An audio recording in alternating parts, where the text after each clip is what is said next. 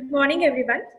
Respected speaker of today's webinar, dignitaries and delegates of today's session, I would like to extend a very warm welcome to everyone. Today, we have gathered virtually for webinar on Opportunities in Industry 4.0, hosted by Department of BCA, KLE Societas Degree College, Nagarbavi. Before proceeding further, I would like to share a few words about KLE Society and our department. Karnataka Lingayat Education Society, started in 1916, occupies a very special niche in the field of education, has now grown into a large institution that encompasses an autonomous university and over 270 institutions spread across the country and outside, with over 16,000 employees working to cater the needs of more than 1,25,000 students. The collaborations with universities in the US, UK, and Malaysia have added a whole new dimension to the KLE Society, making it on par with the reputed educational institutions worldwide. The Department of Computer Applications was started at KLE Societas Degree College, Nagarbavi in 2017, with a mission to provide high-quality computer education to the students. The institution grooms its students to excel as future ITians. We have plenty of learning opportunities for our students. We are associated with ICT Academy, UiPath, Oracle, Palo Alto, AWS Academy, Micro Focus, and Salesforce. Today, we are hosting our third webinar series of Cloud Arena. The speaker of today's webinar is Mr. Manas Sahu. Sir is Director of Engineering at Coros LLC. He has completed BE in Mechanical Engineering from VTU Bangalore. He is an enterprise architect and people manager with over 18 years of experience in establishing and developing complete IT projects from initial conception to completion. Sir has experience in conceptualizing, architecting, and delivering solutions for large customers in different verticals like retail, banking, insurance, B2B, EDI transactions, etc. He has also experienced in leading an engineering team of more than 60 people comprising of architects, developers, managers, and support engineers across different parts of the world, Philippines and Canada, to be named. So Sir has worked in various companies like IITPL, TCS, Infosys, Lehman Brothers India Limited, Oracle, and GXS. So I welcome you for the webinar, sir. Over to you. Thank you, Sneha. Do you want me to switch on the video, or it's fine without the video? Your convenience, sir. Okay, I'll just switch it on so that we can. So thank you for giving me this opportunity to talk to all of you. It's a good experience for me as well. I hope that I'll also learn from interacting with all of you. So I've kind of structured the session in 3 parts. So the first part I'll be covering as to when we talk about IT and the emerging careers in IT or what is happening, I want to cover certain basics as to what is the industry actually working on right now. When we talk about various different IT companies in the world, what are the various different areas that these companies are working on? Then I lead into what actually should you be preparing for if you are looking for a career in IT, what should you be looking for, and how should you be preparing for it, and what should be your goals. Then I'll also go into a section where I'll talk about, so there is always, when you appear for an interview for any company, there is definitely certain requirements that every company will have, and they'll ask you in the interviews. So that is a set requirement, but there is also a lot of unsaid requirements which every company look for. We call them soft skills, or we call them nice to have skills. But typically, if you have any of those nice to have skills, it actually sets you apart from the competition. So I'll also try to cover that area as well and see and just shed some light as to what should you be looking at from a soft skills perspective. So I'll go and start sharing my screen and present that. At any point in time, if you have any question, just feel free to unmute yourself and ask me the question. Don't wait for the end. So what I'll do is I'll try and cover this session in by 10:45, 10:50, so that I leave 10-15 minutes for question and answers.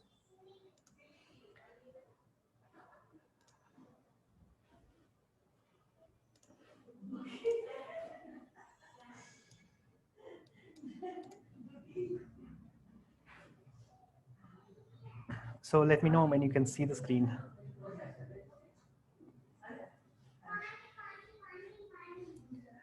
Sneha, I think I'll reach out to you.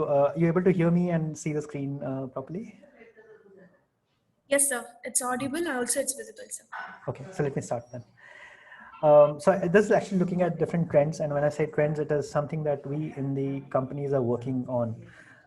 Across my experience in last 18, 20 years of working in various different organizations, also working with various different people, my friends, and interacting with a lot of other companies which are there in the industry.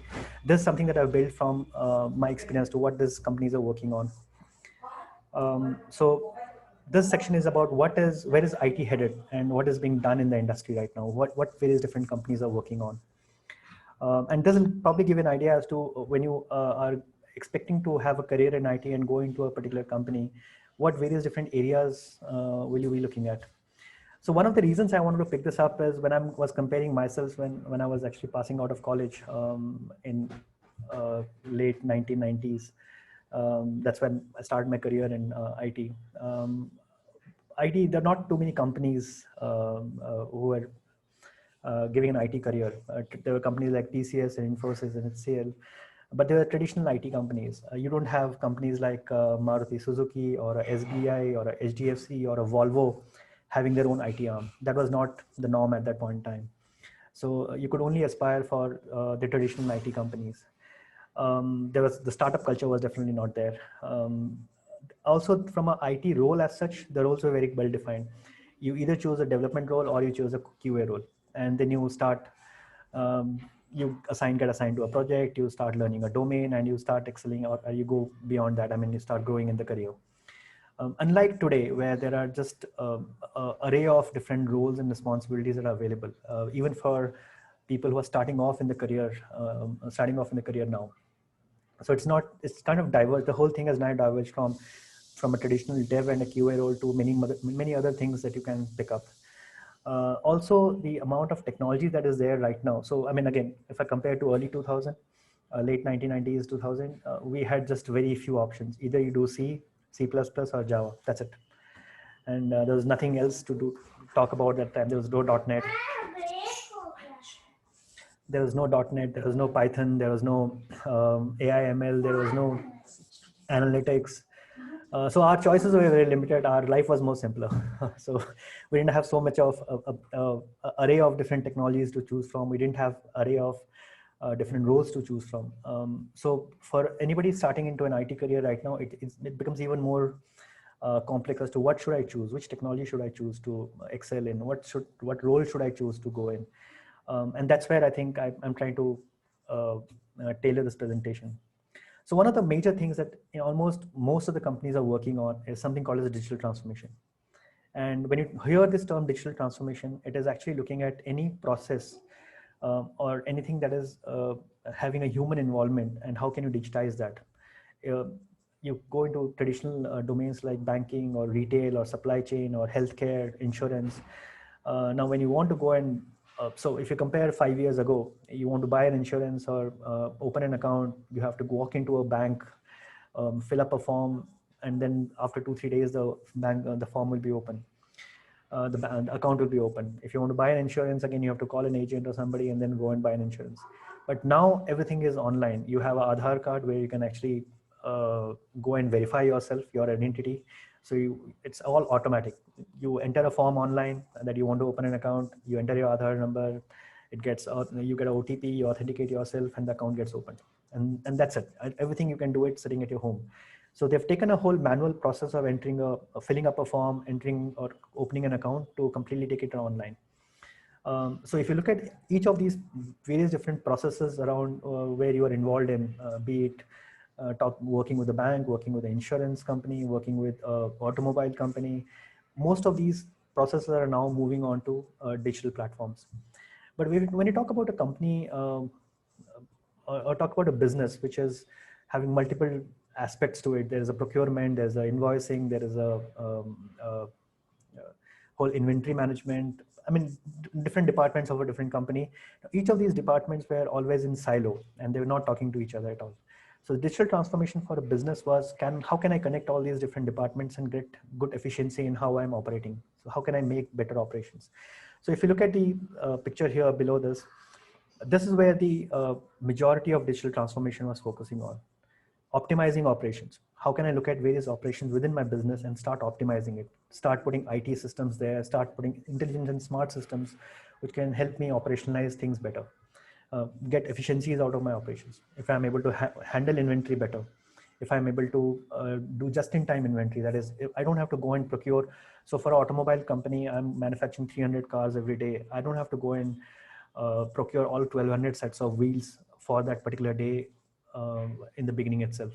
I'll go for just-in-time inventory, which means that I'll only take 300 sets of or 400 sets of wheels for that morning couple of hours, and then as my production goes on, I won't get more stocks in. But that is only possible when you have an IT system backing it up.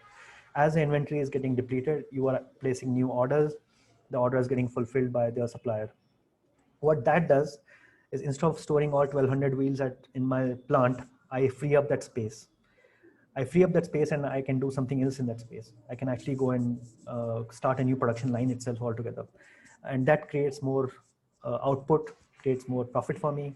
So if you start looking at a business, there are various different areas in the business which I can start optimizing operations. So if I look at from early 2000 all the way till now, a lot of these companies have they're focusing on these two things: optimizing operations and transforming products. How can I transform my product or services to go digital? So a lot of these companies have actually matured enough now to, they've done this digital transformation. And so when you go and apply for a company and you go in there, most likely you'll be working on a IT system that is optimizing an operation, or it's some transformation of product is happening. But this is all past. This is all happening. So there are a lot of companies who have already done this. There are certain companies which are still doing this, optimizing operations and transforming product. Some companies are now thinking about it, that should we do a digital transformation? But those companies that have taken a move ahead already, they've already moved to a point where they're already done some amount of digital transformation. They are now looking at these two parts here. So these two parts of digital transformation have been added on recently. And one of the reasons why this has been added on is, if I'm selling a product to a customer and the customer is already using Facebook, the customer is already using Instagrams, the customer is using WhatsApp and all sorts of digital media to interact with people. When they interact with the company, they don't want to go to traditional methods where I'm going to pick up the phone and call somebody up, and then somebody has to come into my place to file a complaint on the product, or any kind of interaction the customer wants to have with the company. They don't want to go back to traditional methods. Why can't I do a WhatsApp message to the brand that I am actually using or the company that I'm interacting with? Why can't I go to Facebook and post something for that company? Or why can't I raise a complaint on Twitter directly, which can then be taken by the company and worked upon?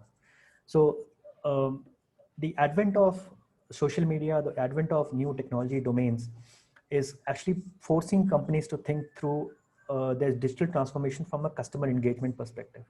Earlier, the customer engagement was very different. Yeah, you want to buy a washing machine, you walk into the nearest electronic store and buy a washing machine. But at that point, you are not doing any kind of, the brand is not connected to you. The person who is connected to you is a salesman there, who will be showing 10 different washing machines to you, and you, depending on what he likes, what he prefers, he might sell that to you. But for a brand, that is not how you want to sell. The overall marketing has moved away from newspaper or leaflets to television. It's now gone to Twitter and Facebook. When you log into Facebook or Twitter, you might be seeing so many ads nowadays. It's nothing but engaging customers through digital media. So that's your digital transformation, where we've taken a traditional marketing approach and taken a digital transformation to that. The same thing with employees as well. When I have a set of employees who are in their private life, they are used to working on Facebook and all sorts of social media, interacting with people. They can drag and drop files from one location to another location, and it's easily shareable. But when they walk into the company or to work for the company, you are then straddling them with all sorts of traditional ways of interacting. You have a large form which the person needs to fill up, needs to submit, somebody needs to approve, and all sorts of things. If I can get a notification on my phone, why can't I approve on the phone? So this is also where the digital transformation is now coming in.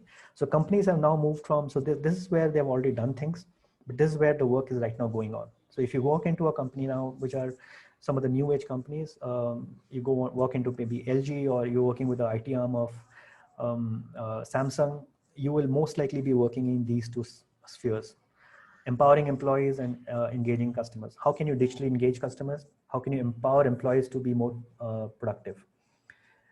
I'll tell you a very good use case.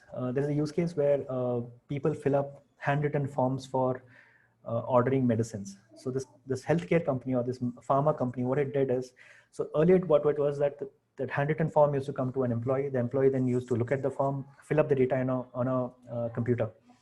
It was just like transferring the data from the handwritten form to the computer manually by reading all that. And then the form used to go in. So when they looked at the whole supply chain for that, they found that piece of work was the bottleneck. Unless the employee fills up the form and puts it into the system, nobody can act on it. So they completely changed it, and they introduced something called as OCR. It's an optical reader where it can actually read a handwritten form and convert it to a digital media. So where a human was involved earlier to convert that form, handwritten form, into a digital media, they introduced a technology option there and a software option, and it converted a handwritten form to digital media immediately. And they kind of cut out the bottleneck. So it empowered the employees to do things more and much more frequently. So this is where mostly the work is going on right now. But having said that, there are still some companies that are stuck here. They're still working on this part here. It's not an easy problem to solve, so they're still working on this. So what you see here is advanced analytics here. Now, the companies which have already done the optimizing of operations and transforming product 5 years back, 10 years back, 15 years back, they are now, their operations are optimized, their products are all transformed, they're looking at engaging customer and empowering employees. But also what has happened to them is, because they've gone through the digital transformation wave, they're sitting on tons and tons of data. Each of these systems which are digitally transformed are now creating data. Now they are sitting on these tons of data, which now they're analyzing to see how can they bring next set of efficiencies. That's where your advanced analytics are coming in. So this is just giving you a view as to what is happening in the industry from a digital transformation perspective. So there are the process and product transformation is what we went through. There are some companies that are still going through it, but now we're going for experience transformation.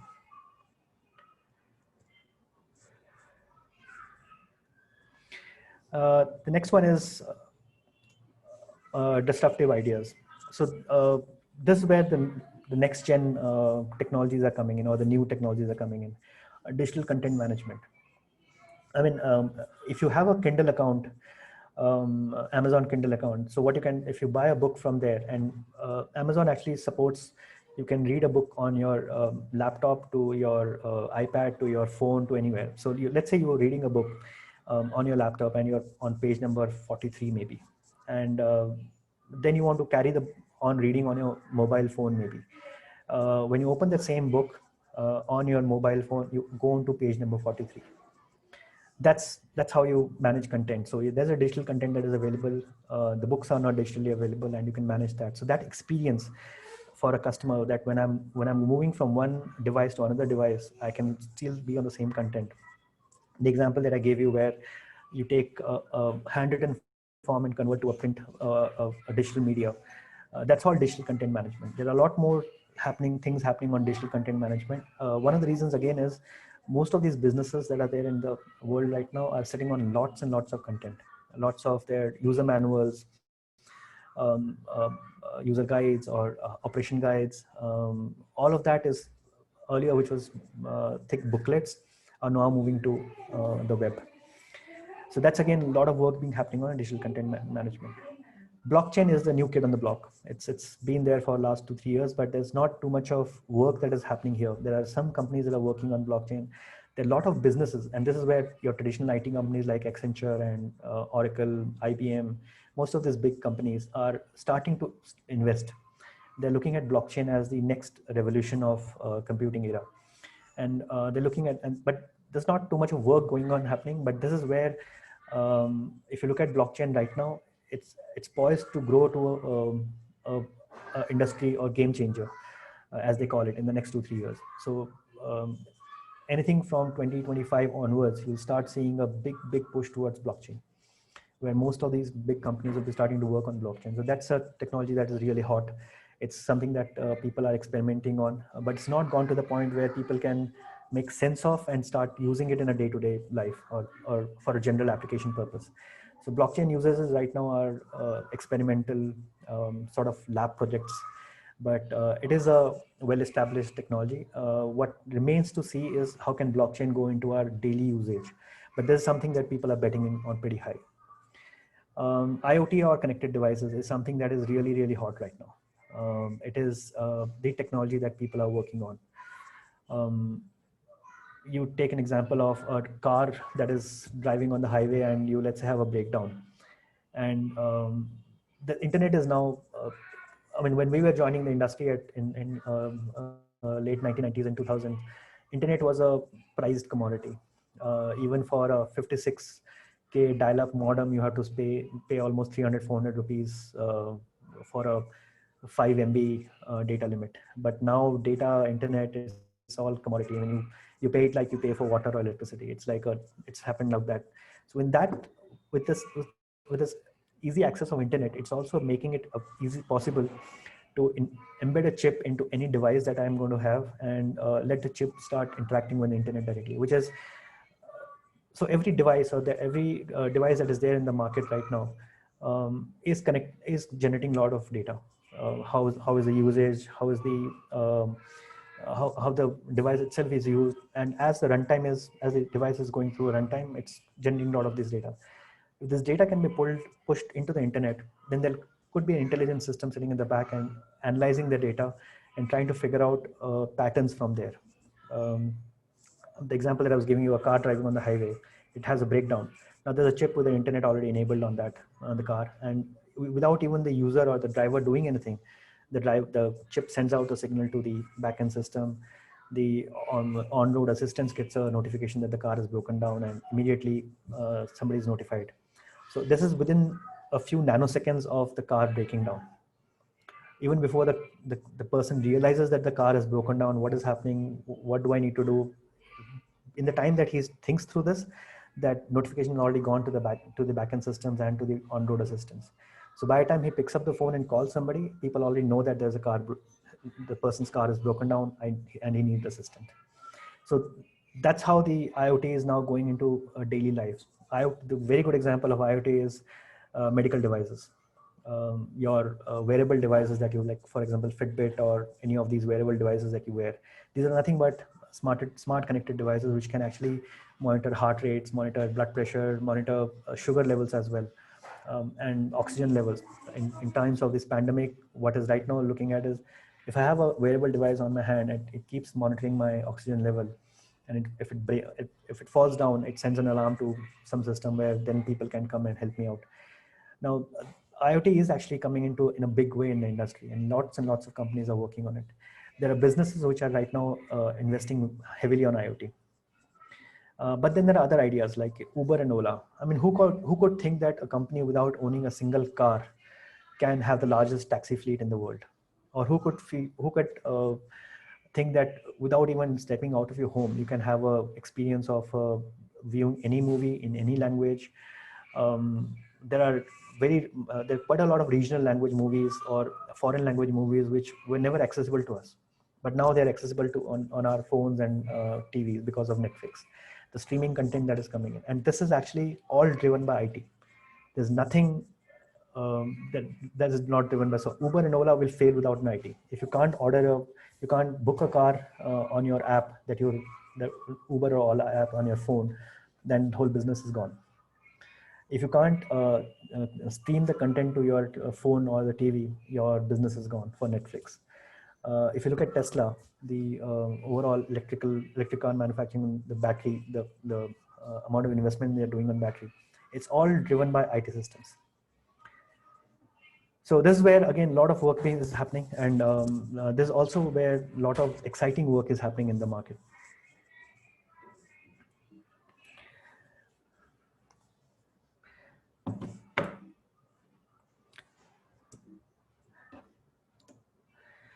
Okay, then there are some evergreen. I'm calling these areas as evergreen because be whatever be the state of the market. There could be recession. There could be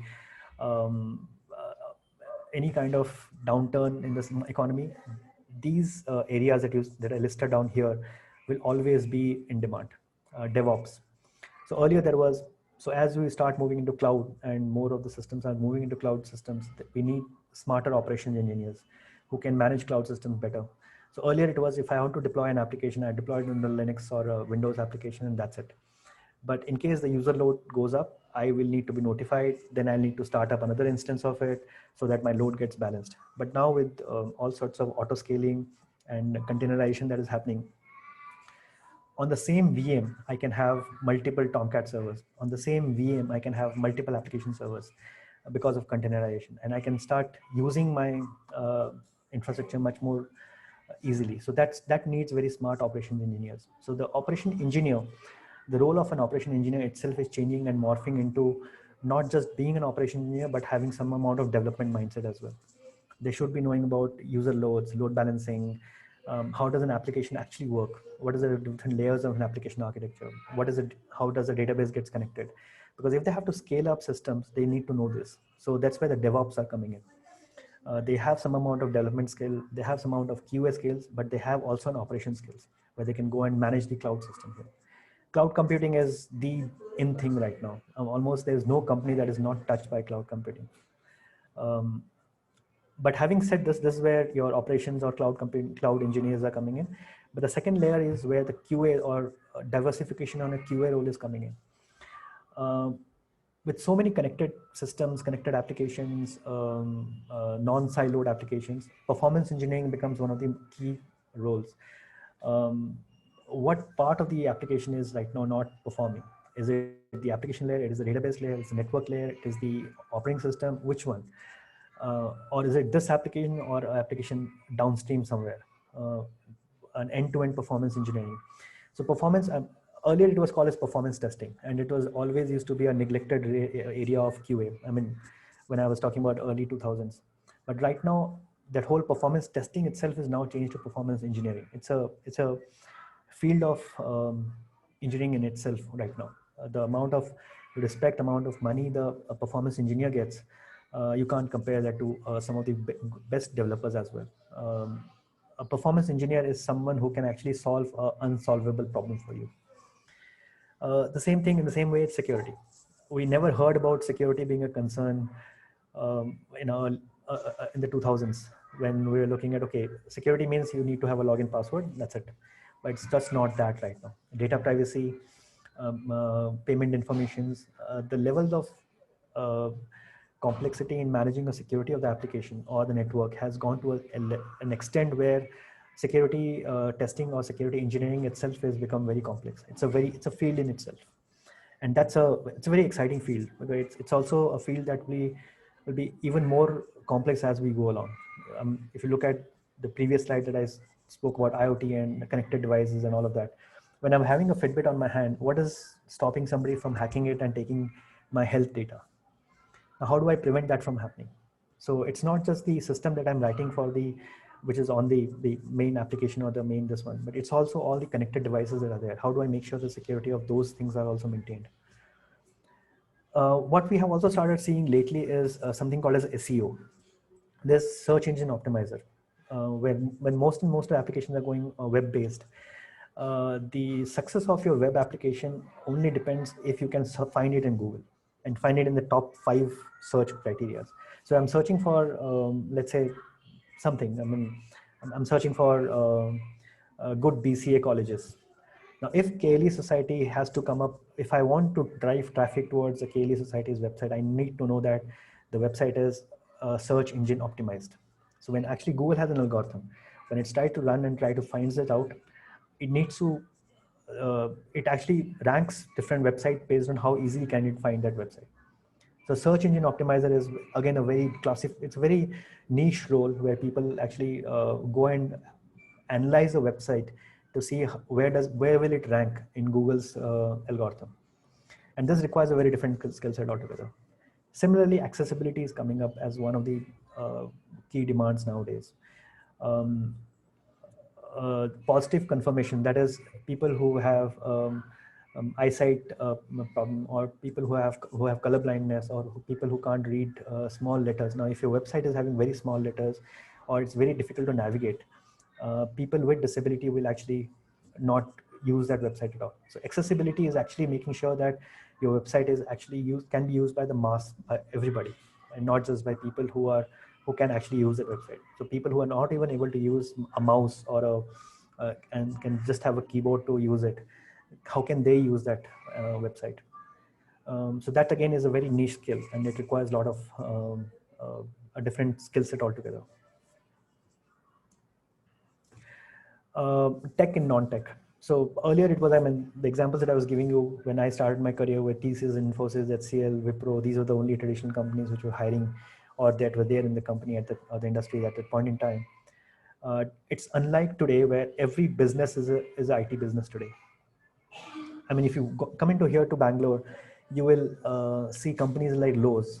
Now, Lowe's is a retail company in US, but it has its IT arm in Bangalore with almost 1,500 people employed. You come to here, and I mean, there is this job, JP Morgan Chase, there is Manhattan Associates, there is Goldman Sachs. These are banks or warehouse manufacturing or manufacturing companies. They have their IT arm right now. Maruti Suzuki is having its AI, ML, and data sciences arm in Bangalore. So if you look at all these non-traditional, non-IT companies earlier, core business companies, they are having their IT arms right now. And the reason for doing that is if they have to drive efficiency, if they have to do a digital transformation or they have to drive efficiency, they have to invest in IT. There is no other way. If they have to reach out to more customers, or they have to enlarge their customer base, or they have to look at their internal processes and optimize them, they'll need IT there. So if you look at any traditional business processes are now seeing a migration to intelligent systems. They want to put in more intelligent systems there. So if you look at marketing, sales, traditional domains where it's a people to people connect business, but now IT is coming in there to help there. You look at social media marketing, because now marketing is moved to social media, so you need to have investment there. IT in healthcare, or handling of imaging and video.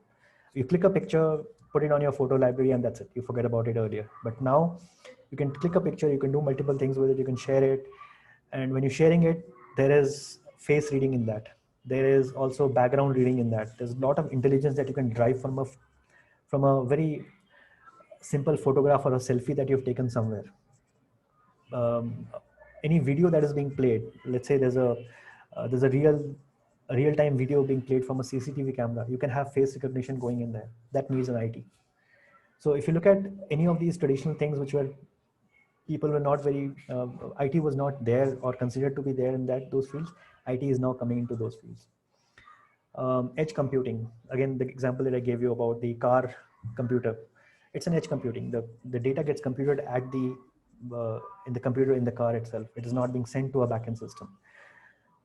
Agriculture is another field where IT is coming in, and IT is coming in a big time there. But also what is moving in the industry right now is e-governance and smart city projects. A lot of these government processes where you have to go and apply for a license or some society, some property registration, land reform documents, anything that you want to do with where you have to interact with the government, those systems are now moving to IT. And the reason is that people now in their daily lives are used to working on various different things. Everybody has a mobile phone in their hand right now, through which they can actually access Facebook. They are talking to their friends and family through WhatsApp. They're talking to, they're clicking pictures and uploading on Instagram, and immediately everybody is getting it. All that, when that is happening on the phone, but when they have to interact with the government, they have to go and queue up in front of a window for an hour to fill up a form, fill it up and give it. That is something people are not happy doing it anymore. That is also, the government is also trying to bring efficiencies there. And that's where the e-governance projects and the smart city projects are a big revenue spender on IT right now. The Andhra Pradesh government has, I think, almost a budget of, if I'm not wrong, 300 to 400 crores just for the Hyderabad Smart City project.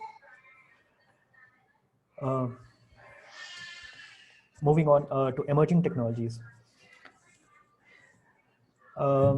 So this is again something that is, I put a question mark on emerging is because most of these things are already there and they have been there for quite some time, like process automation, anything to do with robotic process automation. So if you look at any process in the company where there's humans involved, how can I automate it? Again, that needs intelligent systems. Analytics, all this data that I'm sitting on, how do I analyze it and start creating much more meaningful insights from that data? That's analytics. AI ML backed systems, cognitive computing and intelligent automation. So AI ML and cognitive computing is another area like blockchain and IoT where a lot of companies are investing very heavily on. I mean, if you look at traditionally, a human is required to take intelligent decisions, but that notion is now being questioned by AI ML. If I have enough data through which I can create patterns and I can then start predicting those things, then I can have a machine taking those decisions as well. That's where cognitive computing comes in. I'll give you an example. I mean, there's a project that is running in Kuala Lumpur Airport right now. Kuala Lumpur Airport is trying to digitize the complete airport operations. So one example is that there are, let's say, 4 flights that come into Kuala Lumpur at the same time, and the number of immigration gates are maybe just there are 10 gates where only 2 are open, but there is a camera that is there, a CCTV camera that is there, and we have fed that, okay, in case the number of people in a queue goes beyond 6 people, open the next counter. So to do that, what happened is it kept analyzing data on the real time basis. The moment number of people in a queue went up to more than 6, that pattern was already fed to the system. It did a thermal imaging, found out number of people is no more than 6, send the signal back to the backend system. The backend system send a pager out to the immigration person to open the new counter. So the person walks in, opens the new counter, the queue gets distributed. It's a completely intelligent system. Nobody is taking a decision, no human is taking a decision there. It's a system that is taking a decision on behalf and making the system more efficient. There's nothing but a cognitive computing. And that's where, again, a lot of these industries are moving in, where they're saying that, how can we be more efficient? How can we have data that we're already sitting on a lot of data? How can we analyze it, come out with patterns and put some cognitive computing or some ML-backed systems there? Then there are traditional avenues like traditional IT outsourcing, where a lot of the companies where the work gets moved from a business to an IT company, and that happens. Core domains like banking, insurance, retail, supply chain, healthcare, all of these core domains are now looking at IT systems and IT infrastructure. So this is where, so if I just want to give a picture of this, you have instant artificial intelligence, cloud computing, software development outsourcing, microservices, edge computing. All of these are some of the development trends in 2020 and beyond, where most of the companies will be working in. So if you're looking for an IT career in 2020 and beyond, most likely you'll be working in one of these areas.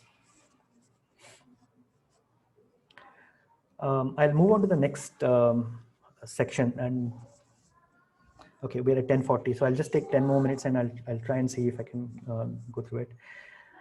So when you apply for a company and you go and you ask to appear for an interview, there are certain set requirements that the company definitely want you to have. And typically that'll be about core programming languages, some programming language, something from a skill set that you should have. Now, when you are preparing for your career in IT and you look at the arena right now, there are all sorts of technologies that you can actually go and master. All sorts of UI-based technologies, JavaScript-based technologies, all sorts of caching and data-based technologies, then all sorts of AI, ML, analytics, core programming languages like Java, .NET, Python, PHP, then all sorts of cloud computing like AWS and Docker and Spinnaker and everything like Kubernetes. All of that is there. So it's very easy to actually get confused as to what should you do. Because if you talk to one person, that person say, oh, go and do this. If you talk to some other person, that person will say, go and do this. So based on my experience, when I go for campus interviews or when I interview freshers, what do I look for? And that's how I've created this slide. Again, you need to choose a very core skill set for you. So if you look at, this is the top skill sets where people are. So if you look at developer backend, developer full stack, front end, then there's DevOps specialists, designers, system administrators, mobile developers, and then quite a lot. But you need to choose a very core skill set for you. What do you want to specialize in? What do you want to actually do in your life? In the sense, what subject is close to you? What you actually love doing? Do you like programming, or do you like working with IT infrastructure, like sets, bringing up a Linux server or putting in a load balancer there, or can I install the database and start optimizing the database? If that is what you like, then maybe in IT infrastructure and DevOps is something that you should look at. UX engineer. How does my website look like? Is that website helpful? Is the user experience of the website or the product is good? There's lots and lots of focus that is going on UX engineer. And let me tell you, out of all the different roles that I've listed down here, data scientists are paid the highest because it's a very niche skill. And typically data scientists they've already spent some years in the industry. After that, UX engineers are paid the highest. It's again a skill set that is not very easily available. But what you mean by UX engineer is that you need HTML, CSS, designing skills, user experience skill. Okay, should I place this button here on the top of the screen, or should I place a button on the bottom of the screen? Now, for example, I have a form which is quite long and I have to scroll to enter the whole form, but my button is at the top. That's a bad user experience. If I have to fill up the form completely, then I have to scroll all the way to the top to click on the button, then I have lost my user because the experience is not good. So those kind of things. How should I design my website? Where should the button be? How should the button look like? Am I placing too many buttons very close to each other where I can't click on it properly? So those are the user experiences things that anybody does that. And as I told, security, performance, automation engineer, these three are again always in demand. And data scientists, because of AI/ML, it's now coming up. So you have to choose a core skill set for yourself. What skill set is close to your heart? What do you want to excel in, and pick it up? But whatever you pick up, whatever skill set you pick up, always focus on one core programming skill. What I've always observed is that when I look at people, when I'm interviewing somebody, they might have done Java, they might have .NET, they might have done C, C++. So they've done a lot of these programming languages, but when you grill them on one programming languages, or you ask questions about one programming language, you find them very short, that they've not gone deep into that programming language. So you have to again choose one core programming language, irrespective of what skill set you are choosing. Even if you are choosing a data scientist or UX engineer, because you're starting off your career in IT, most likely in an interview, you will be asked question about a programming language, and you can choose any one of them. You can choose Java, .NET, C++, C, database, SQL. But if you look at the graph here, you will see JavaScript here, Python here, PHP here. I don't call them core programming languages, because you can't go and build an enterprise application on Python. You can't build an enterprise application on PHP. PHP is a front-end application. You can build front-end web pages using PHP. Python is good for scripting and programming, but it's not an enterprise-grade application programming language. The enterprise-grade programming languages are these three: Java, .NET, and C, C++.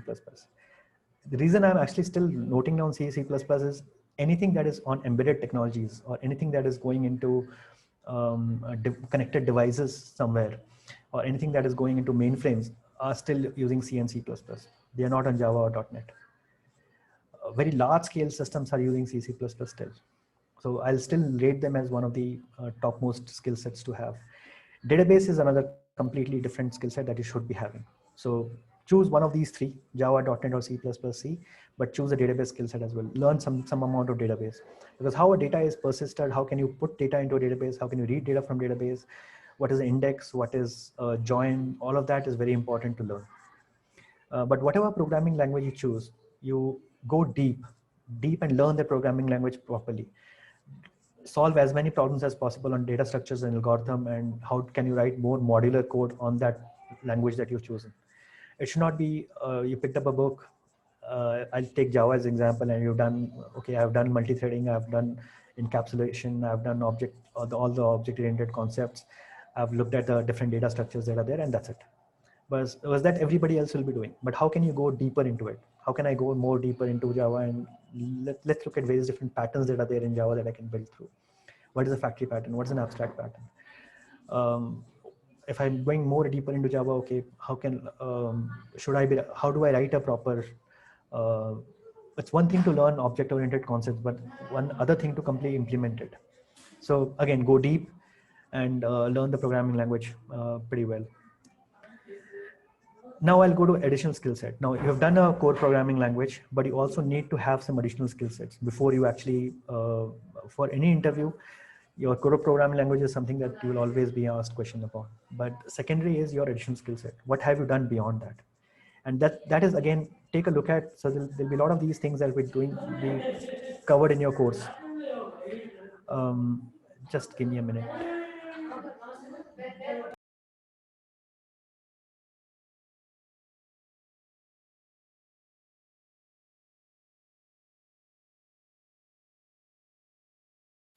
Sorry. Yeah. So once you've, when you take a look at your course, all 3 years of BCA course, and what languages have been taught in the college, what additional skill sets have been taught in the college. So when you look at that, and if you just done that, then you do not stand advantage in the interviews. What have you done extra beyond that? Whatever is there in your course, and what have you done extra beyond that? And that is what will set you apart in the interview.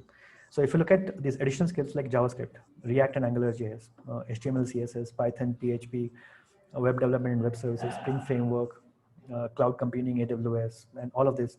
So this depends on what core skill set have you picked up. Like for example, if you picked up data sciences as a core skill set and you've learned Java, then your next one should be AI, ML, and cognitive computing.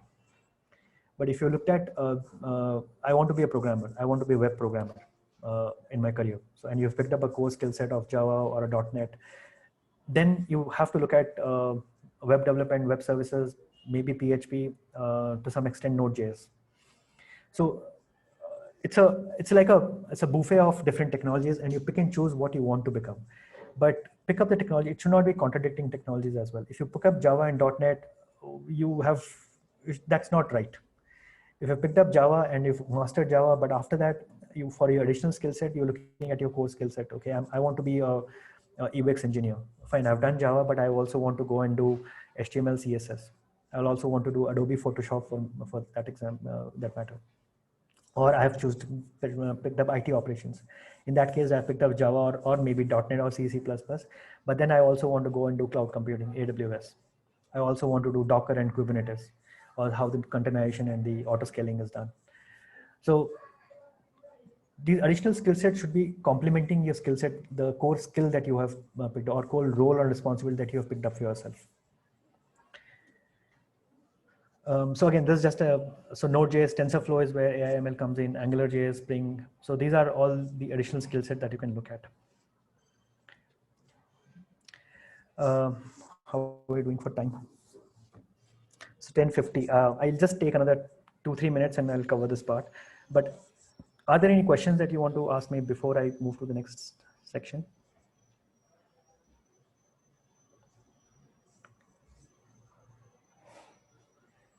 Okay, so what I covered is what is happening in the industry right now. What are the various different requirements when somebody is interviewing a person who's starting his career in IT? What are the different requirements that the people look for? A core programming skill set. What additional skill sets have you obtained, and are those skill sets that you obtained above and beyond your course? So if you look at your course and you've just done that, then I mean, for example, there's a campus interview happening in your college, and all of you are appearing for that campus interview. If all of you have done the same, all of you going through the same course, so for a person who's interviewing you, all of you are equal. How do you stand yourself apart from somebody else? Or even if you, let's say there's a walk-in happening for a different company, and you walk in there and there are 200 people in that interview, what will set you apart? So that's where I focused as to what core skill set should you have, core programming knowledge skill set should you have, what are the additional skill sets should you have, and pick and choose based on the skill that you want to excel in, or the role that you want to excel in. But this section is what is actually, when I have interviewed people, I've always looked at this part.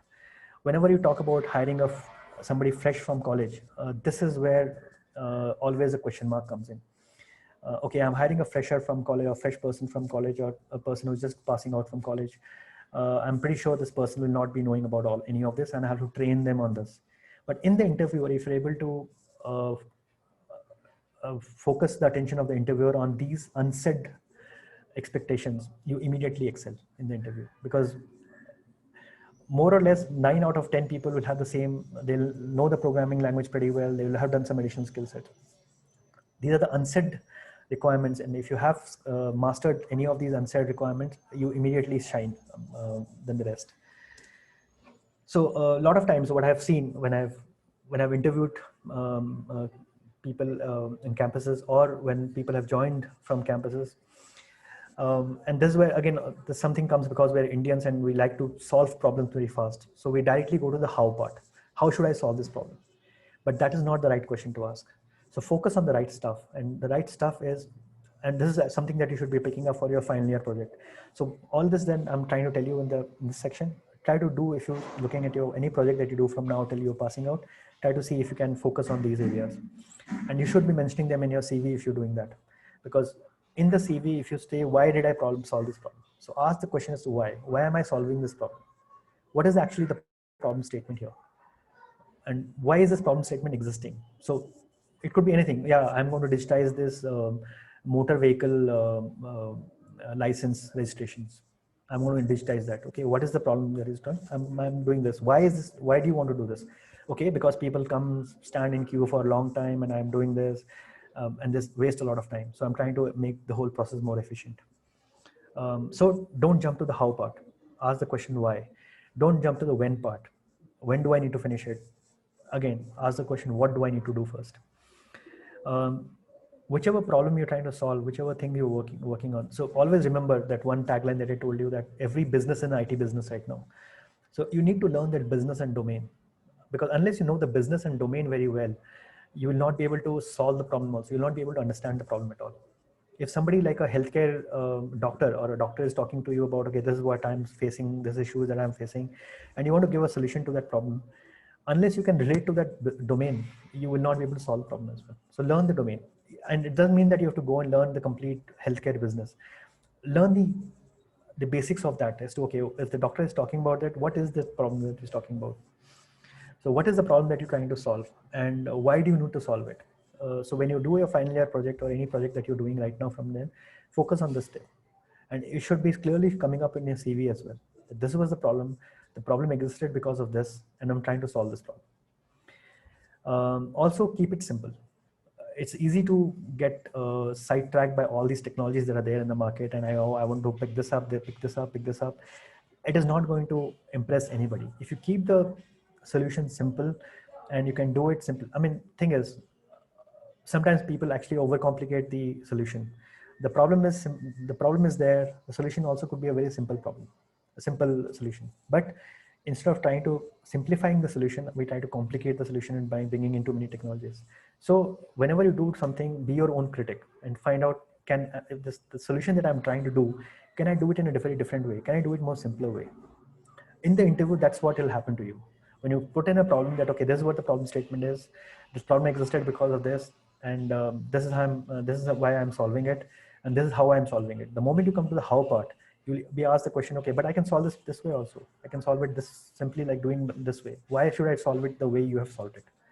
So be your own critic and ask that question to yourself, that when I'm solving this problem in the project that I'm trying to present in the interview, can the interviewer ask me this question, that I can solve this in a very simple way like this? Why should I go through a complete complex problem like this, complex solution like this? So do that. The other thing that people don't focus on, especially, is design. And it's not just for people who are coming out of college. I'm even talking about people who have around 4 or 5 years of experience. They don't focus on design. Again, they go to the how part completely. How should I do it? It's not how should I do it. Focus on the design. What kind of design have you picked up? Microservices versus MVC versus service oriented. You need to focus on one architecture and pick that up. And in your project, when you do it in the CV, when you write that project, it should come out very clearly. I've chose microservices architecture because of this, or I've chose MVC architecture because of this. Also focus on cross-cutting concerns. Now, this is something where the industry actually focuses on. It's easy to go and build an application, but if the application is not doing logging properly, not doing security, if not considered security at all, or if not considered performance at all, or if not considered configuration, that I've gone and hard-coded everything in my code, then that's where people fail the interviews. When you look at, okay, the question will come up in case there's a coding challenge. and you're putting something in, and there are not too many log statements or exception handling or security taken care of or performance taken care of or configuration, because that's what you'll be asked for. You've written a code, somebody's looking at it, oh, you've not done the exception handling here. You lose 1 point there. You're not, how do I take care of security here? But if your code is already taking care of it and you're talking about it, you've already excelled this. Development process. Now, when you do a final year project, don't do it alone. A lot of times I go into interviews and when I'm talking to people, they say, yeah, I have this project is I've done. Okay, what was your team size? I was 5 people, but I was the only one doing it. You've lost, you might have done it alone, but you've lost the brownie point there.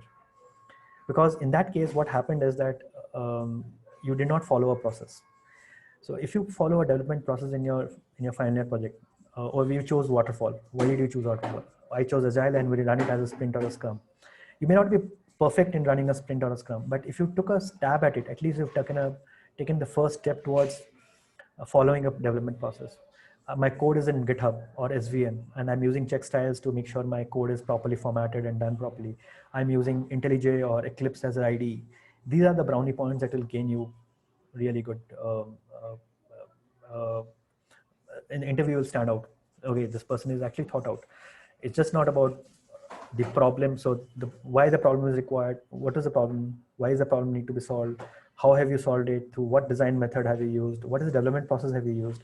Now, if you're thorough in that, you will come up as not as a as somebody coming out of college, but you will come up as a seasoned developer. The teamwork collaboration comes here, that work as a team to accomplish a task. Divide the roles and responsibility. If in an interview we're able to say that we ran it as a scrum, we're 4 people, we ran it as a scrum, my responsibility was this, and the rest of the 3 people had these responsibilities, and this is how we interacted. We ran sprint meetings or scrum meetings, and we bounced ideas off each other, and this is what we did. Immediately you shine there in the interview, because what that is not something that interviewer is expecting. The interviewer is not expecting you to run your final year thing as a project, a full blown project. But if you've done it, you immediately shine. The other thing that I wanted to touch upon is most likely, almost 95% chance is that when you go and join a company, you'll be working on a code that is already created. It might have been created in Java 6 or Java 7 or Java 8 maybe. It might have been some 10-year-old code that has been there. So it's easy to rewrite a code. It's easy to thrash a code saying, oh, I could have done it this way. I would have done it much better if I was using Java 11 maybe. Yeah, it's possible. But most likely in your life you'll be reading more code than writing more code. And when you read code, get into the habit of learning things from the code. It's very easy to pick up, learn a lot more things from reading code than reading books. You may read 100 hours of books, but you may not get as much knowledge by just reading code for maybe 20 hours. So, and code is a culture and respected. So anybody who's written a code, they might have worked through various different issues. They might be facing all sorts of problems in there when writing that code. Some challenges like the technology was not available at the time. There were deadlines or pressures that they were working under, and they have come up with something. So there is always something to learn from somebody else's code. So code is a culture, respect it. And if you do that, when you join, this is actually your post joining a company. When you join this company and you go with that kind of attitude, that I want to learn from this code that has been written, you immediately win the appreciation of all the people around you. That's all I had for today. I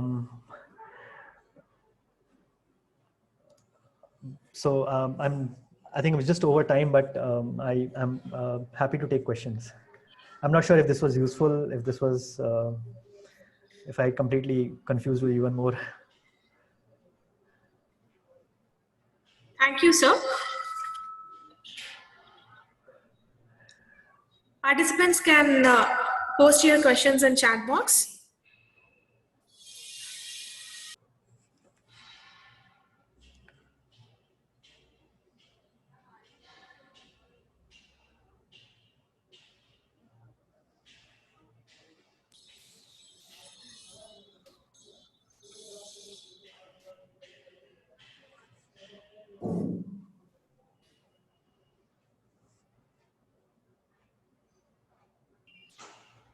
There are no questions coming up, sir, in the chat box. If you get any questions, I'll be free to answer later on as well. My contact is there with Vishnu sir. So if you can reach out, I'll definitely be more than happy to. Okay, sir. Thank you. So now we have come to the end of the session. On behalf of our management, the institution and the organizers, I thank speaker of today's webinar, Mr. Manas Sahu. I am thankful to Professor Vijay Kumar AS, Principal, KD Societies Degree College, for successfully organizing the webinar. I thank faculty members of Department of BCA for helping to organize this webinar. The response we got for this webinar was overwhelming. It is your active participation which motivates us to conduct more webinars. From the bottom of my heart, I thank all the participants for making this webinar a success.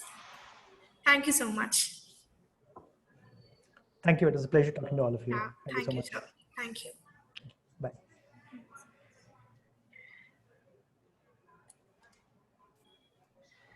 Okay.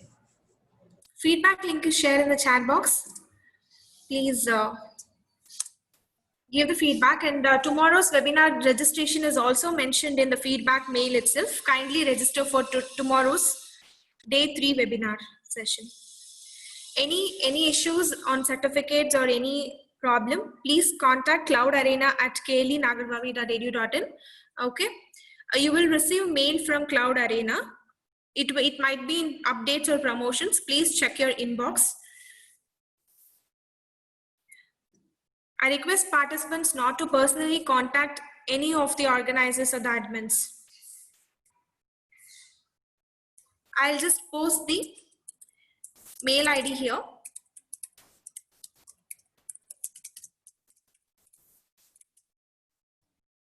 Yes, any queries will answer in cloudarena@klinagarvavi.edu.in.